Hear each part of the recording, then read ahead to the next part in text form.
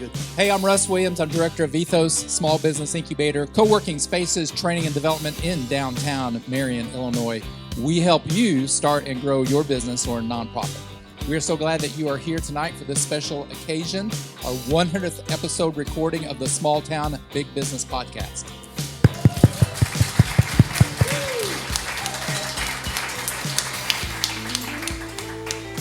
First of all, how many of our guests here tonight have actually been on the podcast?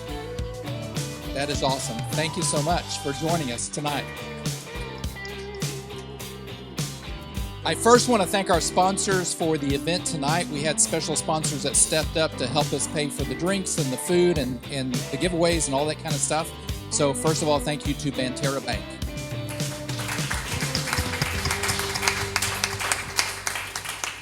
Thank you to SI Now.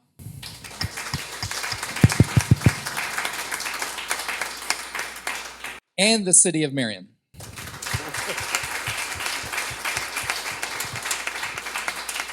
And then I don't want to forget the other sponsors that have sponsored the podcast for 3 years in a row. And that includes the Watermark Auto Group Foundation, the Swinford Media Group, thank you so much. Includes Fowler Heating and Cooling. It includes Arcadia Wealth Group. And also Black Diamond, Harley Davidson, and RV. Did I get them all? I think I did. Which one? Oh, and Union Street Arts, of course, yeah.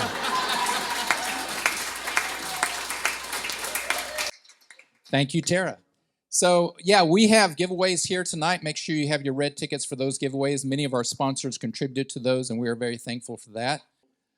Joe is our special guest co-host tonight.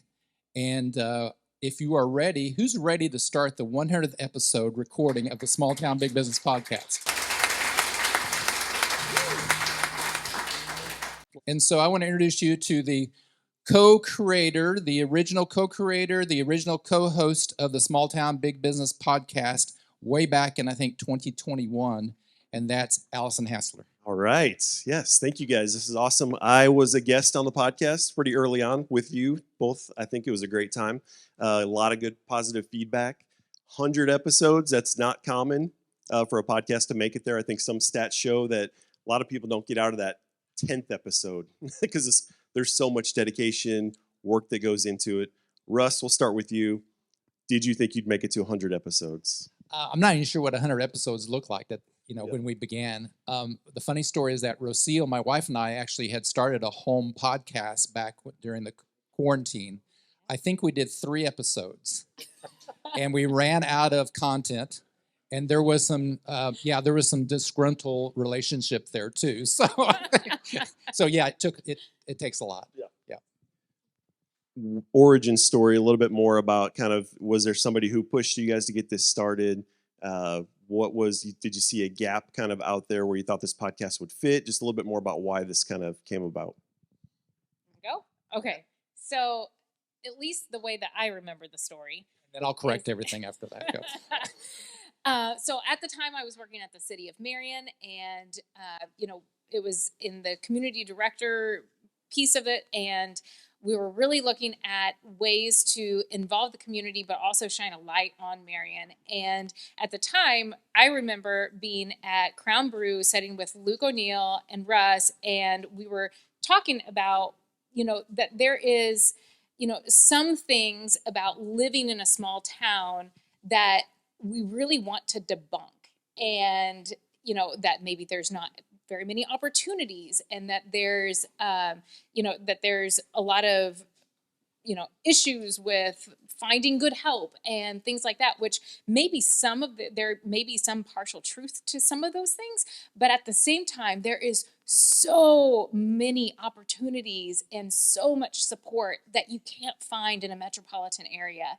And we really wanted to shine a light on those things. And we found, collectively that the best avenue would be to talk about it and to bring on the people that were living that life and shining a light on those businesses and explaining that it is really amazing to have a business in a small town. Yeah. Did it take you a while to kind of find the chemistry, co-host kind of approach? Was that pretty, Russ can be difficult to work with sometimes. Just kidding.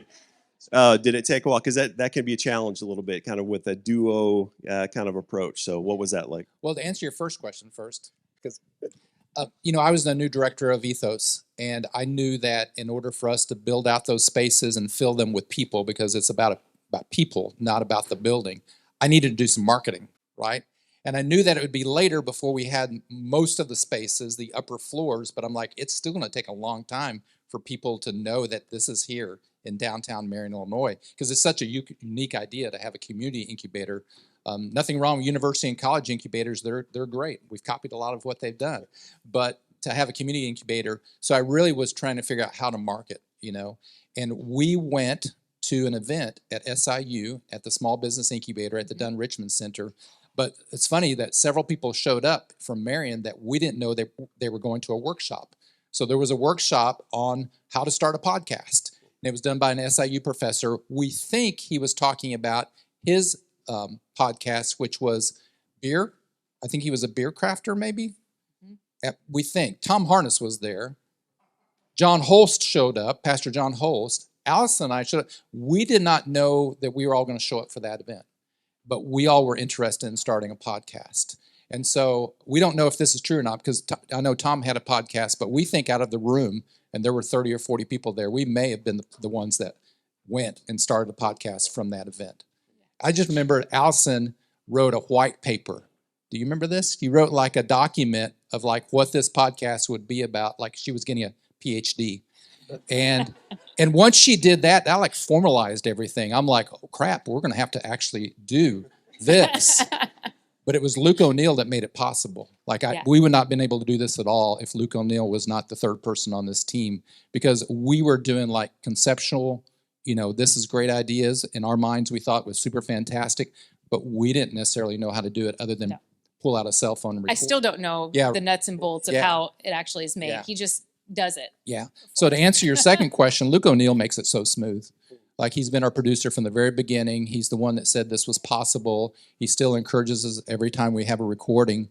And honestly, for the first 50 recordings, I'm not sure if I really wanted to watch myself at all, and was pretty anxious about that too. And so, Luke makes it work. That was my next question though, because there might be people out here thinking about starting a podcast. What does that feel like when you start to put some fresh content out there? Is there a little bit of cringe, like, what did I say? Is this going to look good? Did you guys have to overcome any of that? Oh, wow. If you listen to our very first podcast, to where Russ and Jennifer and, everybody that's part of it now with Deb, and like, it is night and day difference, especially, well, obviously, because Russ was there at the episode 1, but yeah, it's a completely different tone, and you can hear the relax in your voice. I mean, I'm still nervous talking right now, but you could hear it in the first, but just knowing that it was going to be sloppy. And we actually went to Casey and Brittany Bateman's course. Oh, yeah, we took a course together on how to have rapport. Yeah, and we did. Yeah, it was Casey gave us a coaching, and she did individually first, and then she brought us together. From Second City Improv is where the course content came from. That was ridiculous and fun. Yeah. So this is a kind of a shout out to next month. We've got Sarah Garcia is going to be our happy hour guest. She's going to talk about, finding confidence and taking risks. She was a guest, I think, with you. Yep. From Pinckneyville, moved out to Hawaii, I think really early on, did some Norwegian cruise line work, just went for it, but came back, and I think you were excited about that story because you've seen a lot of that. People, for some reason, coming back and starting a business, not just coming back, but starting something and trying to pour something back in. How many of those stories have you heard, and why is that important to kind of see locally? Oh gosh, we've seen countless stories of that with people that move, like Pedro and Anthony Franks moved to Atlanta and built the business, but then they came back and built another totally, completely different business. And we just saw story after story of that, of people just wanting to come back to their hometown and just pouring into the community. And I don't know about you guys, but as I listen to the content now, I still get fired up, and it breathes life into my own business just by listening to the people in our community building their own businesses and sharing a little bit about their walk. Yeah, we are a product of the guests that we had on the show, and I mean, it's really cool. Our location is really cool on the second floor and overlooking Tower Square Plaza. There's some excitement there, like even during the construction and everything that's happening during our recording. That to me, that's driven. I love that. I love what's happening and what's going to happen. And City of Marion's an exciting place to be. There's no doubt about it. So there's part of that, but the other part that I think is even bigger is the people that we interviewed. And we interviewed people that's had businesses for almost 30 years, and they're exciting. I love finding about their values and what, their mindset and everything and how that's changed, how they work through challenges and everything. And then all the way down to people that are like, well, the Flam family. So we just recorded Austin Parker, 6th generation at Flam Orchard. I mean, one of the most exciting interviews I've ever been part of. Is so cool for you guys to be the next generation taking over the business. And your perspective about that. And that is, I'm fired up. I just love that. That is so cool. I think that ties into a little bit of work happiness. So, I mean, I love to hear that you both have kind of taken some of those moments and kind of applied them to what you do. So I think that's really cool. Russ, what else is in terms of like nuts and bolts of a podcast for anybody out here who's thinking about it? I know we're going to talk more about guests and things like that, but was it more challenging than you thought? Have there been moments where you're like, oof, this thing may not last much longer? I mean, go into like some of the detail there. Well, ours was, we weren't creating our own content like week by week. We weren't having to dig into that because we knew the people doing the interviews, the guests were the content. So ours was more about scheduling, making sure that people knew how to get to where we were located, which is not the easiest thing to do. Like come to the Vault Cafe and then go upstairs. Don't stop at the mezzanine. Keep on going, right? And they'll ask about elevator and everything. But just to get people there at the right time and make sure the co-hosts are going to be there too. And Luke's got it on his schedule. So it's a little bit, from my side, it's just a little bit more of the management part of that too. But once we sit down, we kind of kept the same for the first 50 episodes. Allison came up with the questions that we were going to ask. But we found ourselves being more and more comfortable where we can go beyond those questions, and we love that part too. But guests were all different. Sometimes we'd ask one question and we'd have 30 minutes of podcast right there, right? Because it was so much content and it was so great. And then there were other times where we got through all of our questions too. So, Same question for you, I guess, in terms of the challenges behind it, and you really got to be consistent as far as content, because once people expect it, you got to kind of keep it going out there. Yeah, it's funny because it's a double-edged sword, right? So we have this, the expectations of these questions that are being asked, but then you also want to make sure that it's guest-led, and if they're really passionate about talking about a certain question or how they answer a certain question, you really want to dig deeper into that and ask questions that build on that conversation. And I think a lot of those first 50 episodes were based on that and really having it guest led and digging deeper into what they wanted to talk about their business, about their experience. And I love a good, and probably why Hollywood is so successful. I love hearing what the struggle was that helped them move to that next level of being successful, and being able to hear that from them in a really honest, somewhat vulnerable standpoint, but being able to be sharing it because they're still a very successful business is, I can just listen all day to those stories because they're inspirational. And just making sure that we honor their story and continue honoring the businesses that are in our communities and being able to share those and give them that light for other people to listen to it, to know that, wow, if they could do it and they went through some of those struggles, then I'm pretty sure that I could do the same. I could start a business where I am right now, even though I'm working a 40-hour-a-week job, and I could take those same steps to get to where I want to be and where I vision myself to be. So, yeah. That's good. Both super connected, kind of from the region. Did any business or business owners surprise you? Did anyone come up those stairs and you were like, all right, we really haven't heard of this business? Did anyone kind of catch you by kind of off guard? I think like we were just trying to find guests in the beginning, right? And so I still have people, when we said we were doing the 100th, someone said, well, I didn't make the first 100. And I was like, okay, but you can be 101, right?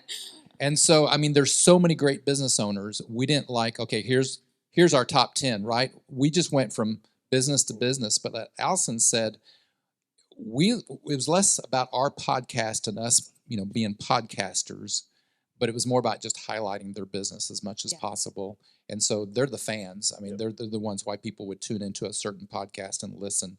And like Ashley Anderson, she brought listeners to us, right? I mean, she was able to use it in the right way, like putting the podcast on social media and such. But even before it was even released, like I noticed the uptick of people like tuning into the podcast. And so those are great guests to have, right?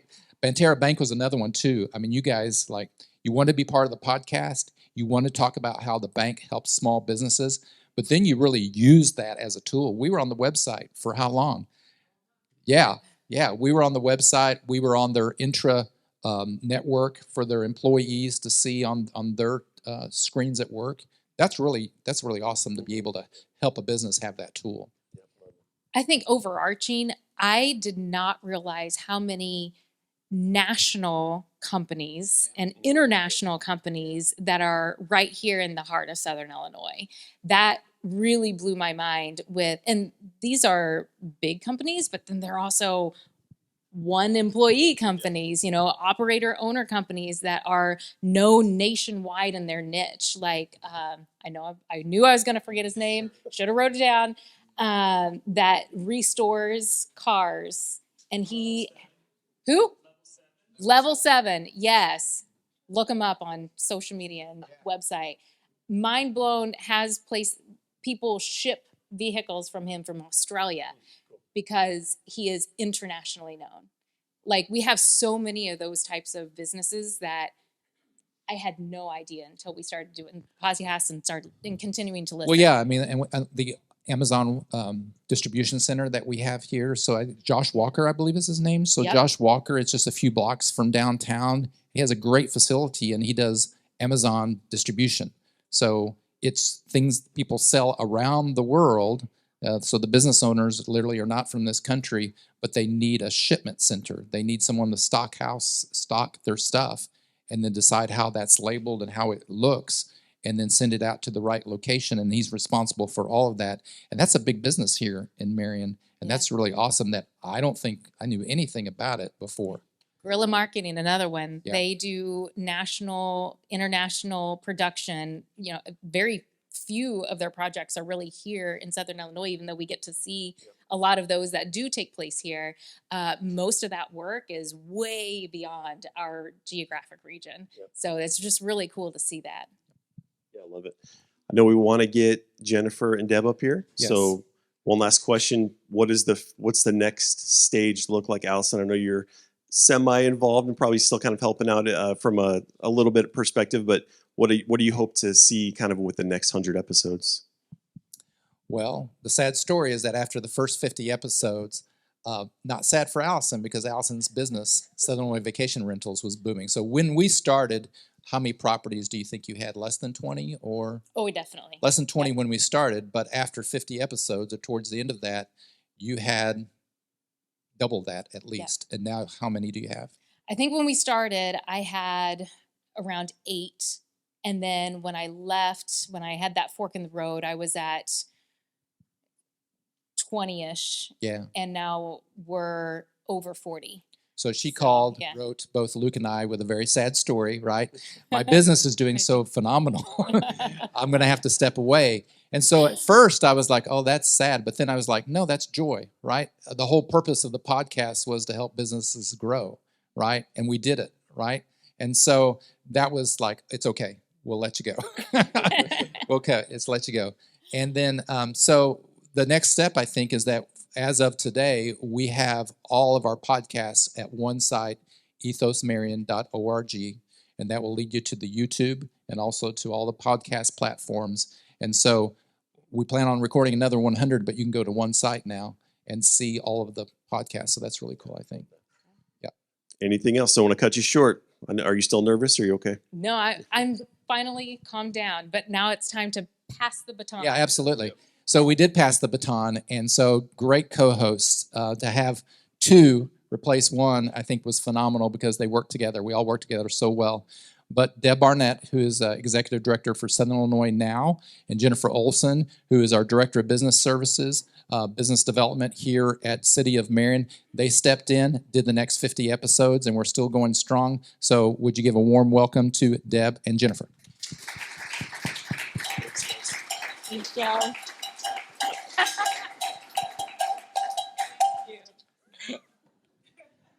I'm sorry I brought that for Jennifer today. Everyone's sorry. What's going on, ladies? How are we? How are you, Joe? Good, good. Anything to add right off the bat of anything that they said that kind of sparked an idea or a thought from you guys? I was just, when I got, I think, a phone call from Russ saying, hey, talking about Allison and stepping away to really advance her business and asking if I would consider being a co-host, I was, first of all, just amazed and humbled and excited. And then when I learned that Jennifer was going to be a co-host, it would just seal the deal. It was just an amazing opportunity. So I feel the same. And if you have any doubt, go back to the end of last year. And we had this like crazy organic, like the best of the last year show that I loved. And it's just who Deb and I are, that we love to celebrate the wins of Southern Illinois and our small businesses. So there's nothing fake. There's nothing scripted. It is what it is. We love our people and can't wait to bring you more stories.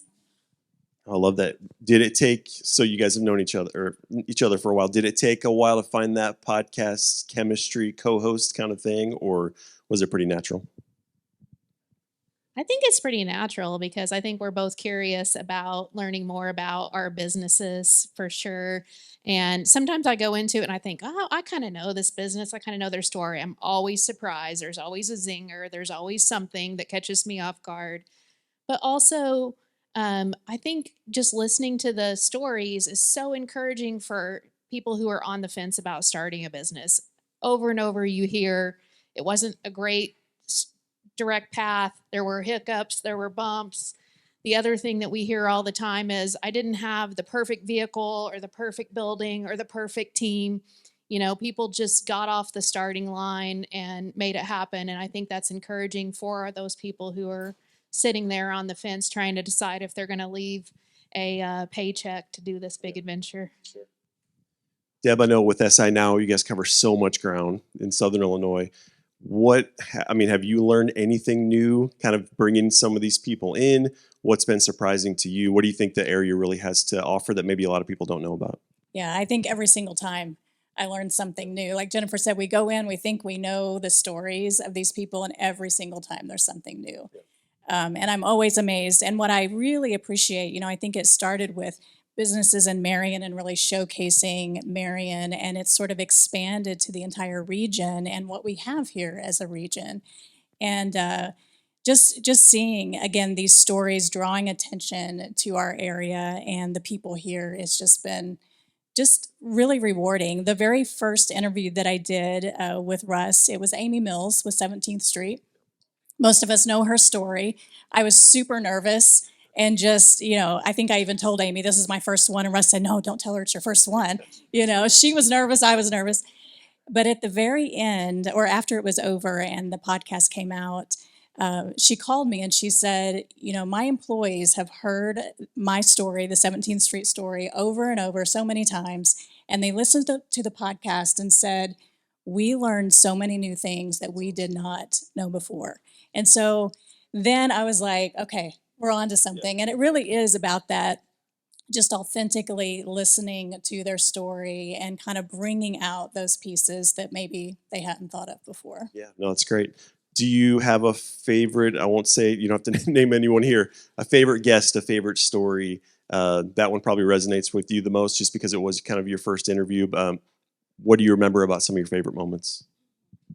Well, I am biased. One of my favorites is one that we just released, which is Cara Flaherty from Milkweed Provisions. And that's because I've been with the city for 2.5 years, and she's kind of one of my babies that I helped incubate and see it come to reality. So these things take a long time, and there's a lot of behind the scenes twists and turns, locations that don't work out, you name it.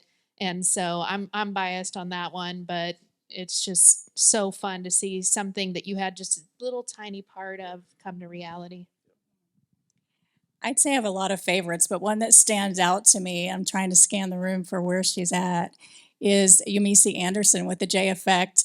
And if you all know Yumisi, thank you. A round of applause for Yumisi. What was so unique about that? And if you all know Yumisi, you know that she and her family, they do everything together. They are a family at home, they're a family in business. And so when they came to the podcast, it was Yumisi, it was her husband James, and it was their 3 children. And it was nap time for one of them. And Jennifer and I were actually doing that one together because Russ was out of town. And I remember in my mind thinking, I wonder how this is going to go. And it went amazing. And what was even better is that it goes back to that real authenticity. Like, it would not have been authentic for Yumisi to show up by herself or just her and James. It is a family affair. And they just had an amazing story. So that one stands out to me. What about, we talked about just the consistency it takes. How do you kind of stay motivated to keep it going? Because again, probably someone out here is either starting one or, trying to get one off the ground. What can you talk about the process? I know Luke makes it easy, but what does that look like? So I think 2 things. One is just trust the process. Sometimes people will nominate somebody and I'll be like, I don't know if we can talk about, what their industry is for that long, but it works out. And the other is just know the promise of what you're doing. And for us, I think a big part of the promise is somebody's going to hear something about a business and it's going to either open up a new supplier that's local that can give them some raw goods for their product, or a new sales channel. Maybe somebody, maybe Allison wants to stock their soap in all of the VRBOs. I mean, there's just so much opportunity. And so it's a lot of what we're doing is just planting seeds in the fertile soil of Southern Illinois. And I think as far as consistency, you hit the nail on the head. I think Luke, he's always in the background. You don't see him on camera, but he is really the glue that holds this together. Russ getting the scheduling, as Jennifer always says, you just put it on the calendar and make it happen. So as long as it's on the calendar, and then we have the guests, then Luke just makes it happen. We show up and do about a 30, 40, 50-minute interview. We walk out, and then it shows up. That's all we know. He just does a great job. That's awesome. Yeah. Any bloopers or funny stories or anything that comes to mind when you think back to kind of taking over for Russ and Allison? Let's get the cowbell out. Not to put you on the spot, but anything where you're like, ooh, I remember that moment. Well, I would say, first of all, stepping into the shoes that Allison filled for those 50 episodes was just humbling and amazing. And I think I even shared with her, we will do our very best to take care of your baby, because I know this was, her idea, Russ's idea, but really was something that I'm sure it was difficult to set aside so that she could pursue her business and move that on. But I think as far as bloopers, every single time there's a blooper, like when you see the recording and you think it happened that way, absolutely not. That's the magic behind Luke O'Neill. So I love that we can stop and start, and we always tell our guests that, this isn't something that he's going to press play and that's it. We can stop and start. Probably a couple weeks ago when we recorded, we always do the intros, live. And I did this intro, and I'm telling you, it was on spot. Wasn't it, Luke? It was on spot. However, an ambulance came through the square during that. And Luke's like, I think we need to do that again. So anyway, you always have those. So I have a recent blooper where a husband was referring to his wife as mama the whole time, but I didn't know that was what was happening. So I said, he was referring to his wife, and I said something about your mother, and then it all dialed in slow motion. And speaking of slow motion, when I have to say time out and recut, I'm sorry for whoever I'm interviewing, because you have to or get to see me dance, which can best be described as Australian breakdancing. It gets weird. It's good to have bloopers, but yes, I know Luke's got a lot of kind of tape on the cutting room floor. What do you want to leave people with in terms of just maybe less about the podcast, more about the area? Because you're both super involved, seeing a lot of cool new businesses coming in, helping them kind of get set up. What do you want to let people know about in terms of maybe things that are coming or just in general, how special the region is? Wow. Jennifer, you just told me like 10 things over there, so. I really just think one thing that is special. So Tom Miller from JPF always says we're the most generous area that he's ever worked in. And he's meaning about charity and fundraising. But where I see it is people helping people. I don't see people hoard secrets and ideas. I see networking, sharing, people who are able to grab the ladder and go up. They're leaving the ladder down and they're giving people a hand up. And I just think that's super special. And I think we're at a really unique time in our region. And Jennifer says it all the time. People are rowing in the same direction for the first time in a long time. And you see that all over, whether it's a business or otherwise. So I think, with small town, big business and some of the other things that we're doing, it's really drawing attention to the region. I think people can also see themselves in these stories. And that's something that's really important to me, is just bringing, as we're talking about guests, bringing really diverse backgrounds and businesses and perspectives so that people can really see themselves in these stories. And probably the final thing I'll say is, for the first time really ever, we are seeing so many people who are coming to Southern Illinois. They didn't know anything about our region. So many, you would not believe how many people have said, I say, well, how did you end up here? And they said, honestly, we just went like that on a map. And here, seriously, I've heard that more times than I can count. And so people are seeing something really special and really unique about what we have here. And those of us who maybe have lived here our whole lives, we might just take it for granted because that's just what we know. But I can tell you it's really special. Yeah, love that. So this is the Work Happy Hour. So we talk a little bit about kind of helping people who might be feeling stuck at work. You're both in roles that I think are perfect for you, just very outgoing connectors. What would you tell people who are feeling kind of just not into what they're doing, they're not happy for whatever reason? What's some advice that you've either gotten or you would give to people if you could? I'll be honest, I don't understand why anybody's in a job they don't like right now, because the job market is the best it's ever going to be. So if you're not happy and you have any confidence, or if you can get with the right people to get that shot of confidence, now is the time for you to find your happy place. Yeah, I would agree with that. And I would also say, ask yourself why. Why are you in a job or whatever that you don't like? Life is too short for that, period.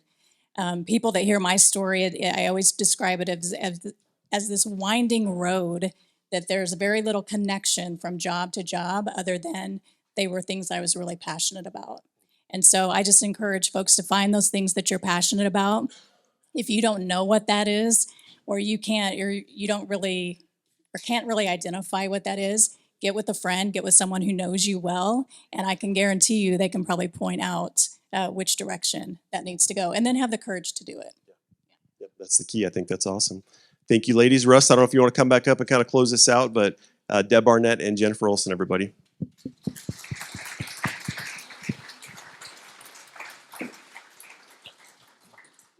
Well, first of all, thank you for Joe for being our co-host, being the host for this. No problem. Yep. Yeah, it's awesome. We're going to ask the band to come back up because we have to do an outro, right, for the podcast recording. And so if the Small Town Big Business Band could come up. Again, thank you to all of our sponsors for making this possible. And thank you to Krista Provenzano from Provenzano Trattoria, who provided our food here tonight. So wonderful. Thank you to John and Amber Hiltz from Celebrations Event Center. Thank you so much for hosting us. The story on the song. So Luke and I were talking about, outro or an intro, what we would need to have. And I thought a theme song would be really cool. So back in 1987, anybody remember 1987? I went to my very first concert at the SIU Arena, and it was John Cougar Mellencamp. And so I said, something that sounded like Small Town, from John Cougar Mellencamp would really be cool. So after a weekend, Luke sent me the song, and I'm like, oh my goodness. So we're not saying we ripped off John Cougar Mellencamp. We just said we were inspired by John Cougar Mellencamp.